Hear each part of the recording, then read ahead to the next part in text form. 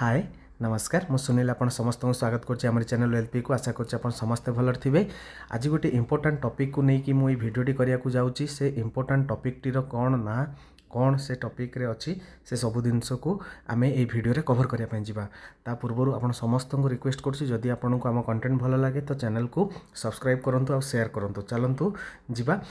Topic ऊपर को। What is FII and DII. आपण समस्त को माइंड रे गोटे कांसेप्ट थिबो अथवा गोटे डाउट थिबो कि केवल स्टॉक मार्केट रे इंडियन इन्वेस्टर इन्वेस्टमेंट करि परिबे कि फॉरेन इन्वेस्टमेंट करि परिबे, फॉरेन इन्वेस्टर इन्वेस्टमेंट करि परिबे। तो जदि फॉरेन इन्वेस्टर माने इन्वेस्टमेंट करिवे तो तांकर प्रोसेस कोन आ तांको कोन कुहा जाय आज ई वीडियो रे हमें कवर करिया पय जिबा। तो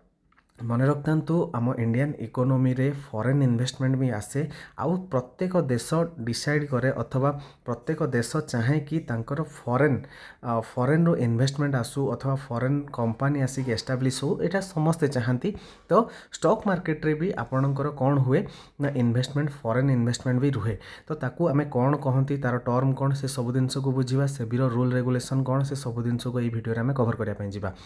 तो दुईटी जिनस आप मन रखु एफआईआई एंड एफडीआई। जो माने इन्वेस्टमेंट करती तांको इन्वेस्टर कहा जाए। तो फॉरेन इन्वेस्टर जो माने दुईटी टाइप अच्छी से माने ही गले कौन ना एफआईआई एंड एफडीआई। एफआईआई क्या कहवा ना एफआई रो फुल फॉर्म प्रथम जानापी जावा फॉरेन इंस्टीट्यूशनल इन्वेस्टर। आउ होगला कौन ना एफडीआई रो अर्थ होगला आपणकर अथवा तार फुल फॉर्म जदि बुझापी जी फॉरेन डायरेक्ट इन्वेस्टर। तो फॉरेन इंस्टीट्यूशनल इन्वेस्टर क्या कहवा, फॉरेन डायरेक्ट इन्वेस्टर क्या कहवा। दुईटी टर्म आपन को सिमिलर लगु थाई पारे, बट दुईटी जिनस आमे जदि कहवा फार डिफरेंस तांको भितर बहुत डिफरेंस अच्छी। से दुईटी से सब डिफरेंस को आमे कौन करवा इनकॉर्पोरेट करिया पय जिबा अथवा से सब जिनस को डिस्कशन करिया पय जिबा। आउ गोटे इंपोर्टेंट जिनस मन रखतांतु बोथ एफडीआई एंड एफआईआई आपणकर सेबी रो रूल आउ रेगुलेशन को फॉलो करती, सेबी गाइडलाइंस रे आसंती, ता परे जाइंकी से आम इंडियन स्टॉक मार्केट रे अथवा इंडियन कंपनी रे इन्वेस्टमेंट करि पारंती। ठीक अछि, वीडियो टिके लेंदी हेई पारे। आशा करछि आपण ए वीडियो रे कोऑपरेट करेंगे। तो एफआईआई आमे क्या कहवा ना फॉरेन इंडिविजुअल। मन रखता फॉरेन इंडिविजुअल जी कि इंडियन इकोनॉमी रे इन्वेस्टमेंट करती तांको आमे कौन कहती ना फॉरेन इंस्टीट्यूशनल इन्वेस्टर अथवा आमे इन्वेस्टर फॉरेन इंस्टीट्यूशनल इन्वेस्टर आमे तांको कहती। आउ गोटे जिनस मन रखता एफआईआई अंडर रे आपणकर कौन आसीबो केवल इंडिविजुअल आसीबोनी। जेमती आपण जानिथिबे कि म्यूचुअल फंड रे जो माने इन्वेस्टमेंट करती तांको इंस्टीट्यूशनल इन्वेस्टर कहती। तो फॉरेन रे भी जो इंस्टीट्यूशन अच्छी अथवा तांकर जो फंड हाउस अच्छी सेमानकु भी आमे कौन कहि परिबा ना फॉरेन इंस्टीट्यूशनल इन्वेस्टर। तो फॉरेन इंस्टीट्यूशनल इन्वेस्टर और FII is the investment by a foreign investor. ये जगह देखो गोटे फॉरेन इन्वेस्टर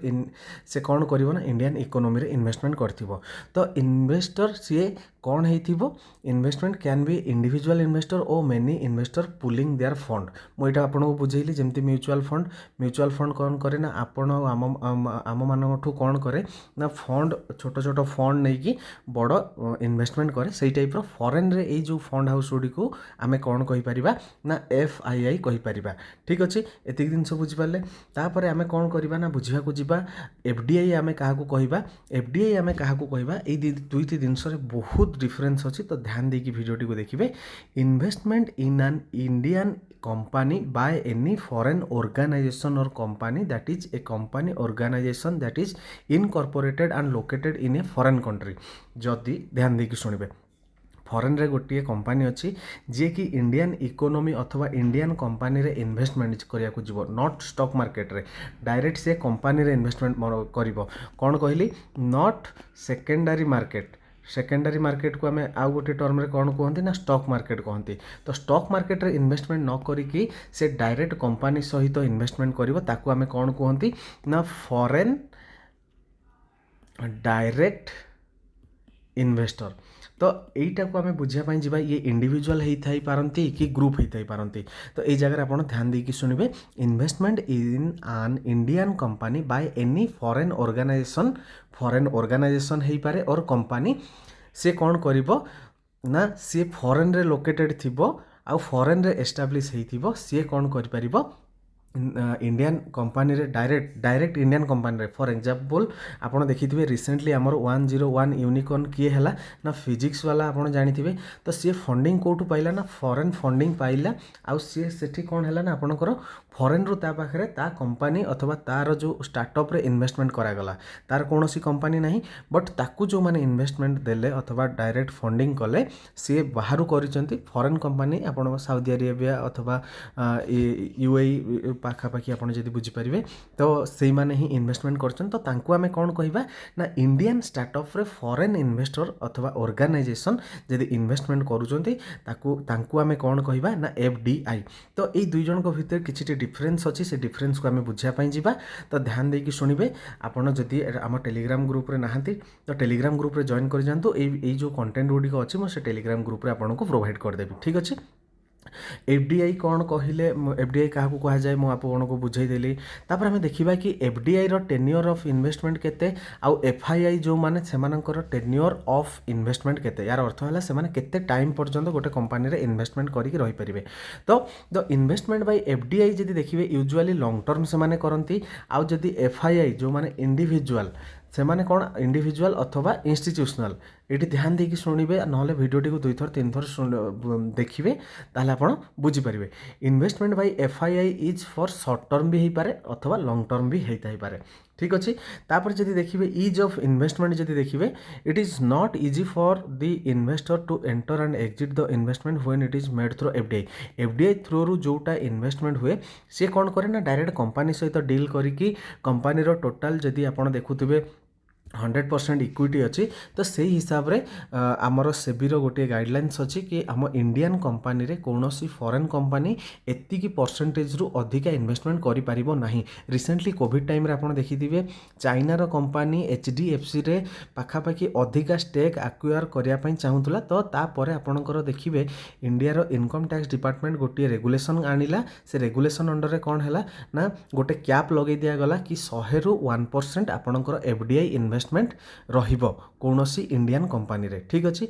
तापरे जे देखिबा इज ऑफ इन्वेस्टमेंट आपणकर एफआईआई मानकर investor can easily enter and exit the market when an investment is made through FII through जो इन्वेस्टमेंट हम जदि स्टॉक मार्केट रे थाए से इजिली एंटर आउ एग्जिट करि परिबो तापर जदि हमें बेनिफिट देखिबा बेनिफिट एठी कोन ना एफडीआई रो बेनिफिट कोन the investee company receive many benefit other than capital inflow in the form of technical आउ स्ट्रैटेजिकल नॉलेज यही जगह कौन हम ना फॉरेन जो कंपनीटा इन्वेस्टमेंट करिबो गोटे स्टार्टअप रे इंडियन कंपनी रे तो फॉरेन रो आइडिया आसीबो नॉलेज आसीबो कैश फ्लो बढ़िबो आउ जो नॉलेजटा सेमानक पाखरे थिबो सेमाने एफडीआई जो माने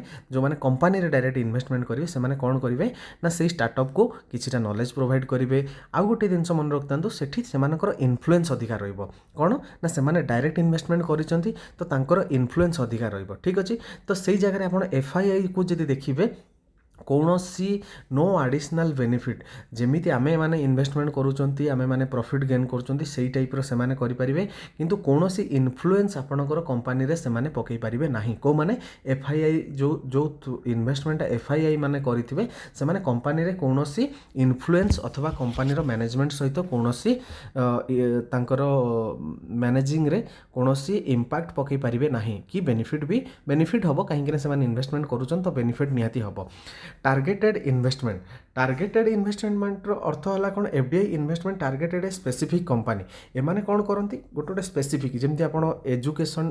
टेक्नोलोजी जदि आम एड टेक नवा आपड़ एवं रिसेंटली देखते यूट्यूब रे एजुकेशन जो यूट्यूब चैनल गुड़िक अच्छी से इंडिविजुअली कौन करुँच ना स्टार्टअप ओपन कर फिजिक्स वाला हो गला आपणर आईआईटी रैंकर अथवा जेई रैंकर ये टाइप बहुत सारा स्टार्टअप अच्छी अन एकेडमी बहुत टाइप इन्वेस्टमेंट से कौटू पाती ना से गोटे स्पेसिफिक कंपनी को टार्गेट करती एफडीआई माने बट से जगह एफआईआई माने कौन करती FII investment does not target a specific company से माने कौन करती गोटे कंपानी ग्रोथ को एनालिसिस करेंगे कंपानी मैनेजमेंट को फॉलो करेंगे जमी आम मैंने इन्वेस्टमेंट करने आगु फंडामेंटल आउ टेक्निकल एनालिसिस को फॉलो कर एफआईआई से एक्जाक्टली सही जिनस करके इन्वेस्टमेंट करेंगे इम्पैक्ट ऑफ इन्वेस्टमेंट जब देखिए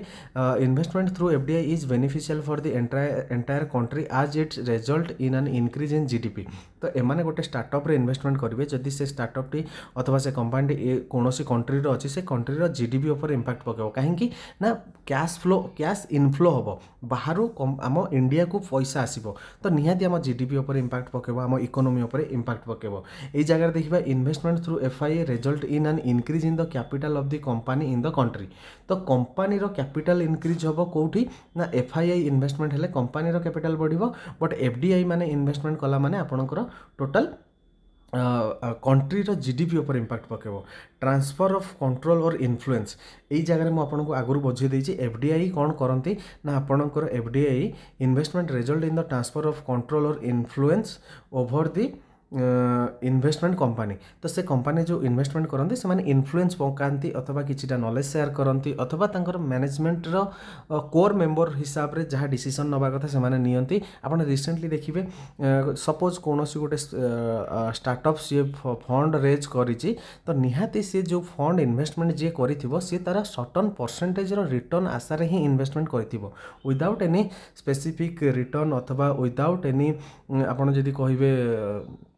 विदाउट एनी स्वार्थरे कौन कंपानी अथवा कौन इन्वेस्टर इन्वेस्टमेंट करेंगे ना